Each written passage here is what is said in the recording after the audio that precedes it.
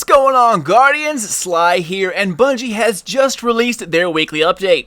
I was hoping for some huge, crazy, in-depth, mind-blowing, content outlining weekly update, but we ended up getting the same thing we've been getting the past 4 updates. Blah blah blah, stuff we're working on, we'll share it with you soon, blah, so nothing to report on there. However, their new Twitch broadcasting studio is all set up and ready for action. They're bringing back one of my favorite streams called A Ride Along. For those of you who haven't heard A Ride Along, or if maybe you didn't become a Guardian until The Dark Below, or perhaps a Taken King, then check in the description box below for a playlist I created a long time ago. It was actually one of the first videos I uploaded to my channel. Deej sits down with some of the lead designers of certain areas in the Destiny universe. The one you see playing in the background is when they did A Ride Along on Mars. The gentleman speaking in the background is Dr. Hardgrove, a NASA scientist that plays Destiny on the reg, and also stopped by Bungie Studios to lend his expertise about what Mars would really look like if we were to set up bases there. The guy next to Deej is a lead designer of Mars itself, as well as the moons. Now, the reason I think that they are interesting is because they don't just say, alright, here's a building, you enter it here, look, there's a pole, that pole does this. I mean, we know all that stuff, we see it every day.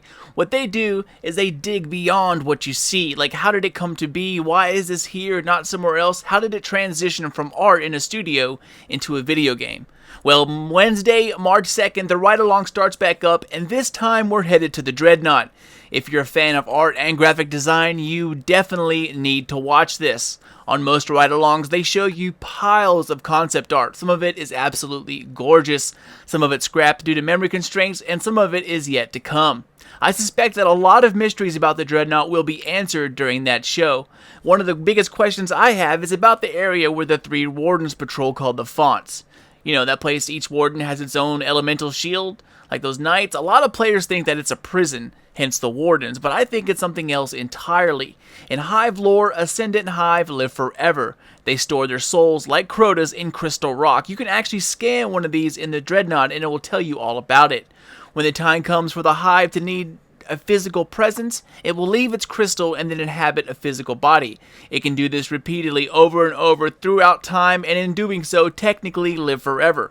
So when you go back and look at the Fonts area with that in mind, you don't just see a prison, you see carved rock being cared for. It just so happens that when you go and defeat Darkblade, you pass by the Hanging Crypts. Those are those massive swinging storage for all the Hive souls, or at least that's what I think it is. A prison for Hive doesn't really make sense. Darkblade was a special circumstance, but the rest of the Hive simply follow orders.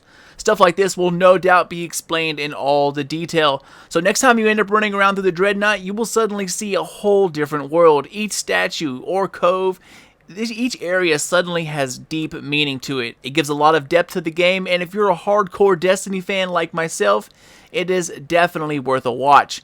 Even if you just like art, you will be amazed at the concept pieces Bungie artists pump out of that place. So, with that said, you can tune into Bungie's channel on Twitch Wednesday, March 2nd, but I will also be watching it and broadcasting on my own Twitch channel, Sly Nation.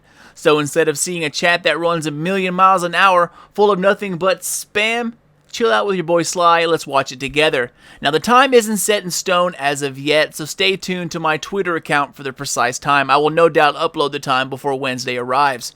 So I hope to see all of you on my Twitch channel Wednesday, March 2nd.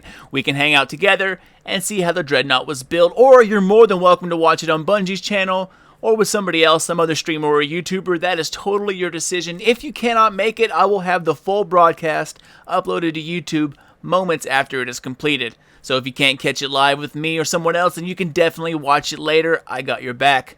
And that wraps it up, ladies and gents. As always, thanks for stopping by and checking out Sly Nation. If you want to stay up to date with everything Destiny, Division, and Sly Nation, Twitter, and now Facebook is the best place to do so at Sly Nation, or just friend me on Sly Nation on Facebook. Hope to see you all Wednesday, March 2nd for the ride-along on my Twitch channel, and if not, well, I will definitely see you in the next one. Take care, y'all. Good luck in Iron Banner. I hope Saladin's loot is falling by the effing truckloads, and I'll see you all here real soon when Xur pops his head in. So, until his arrival, this is your boy Sly. Done, gone, out.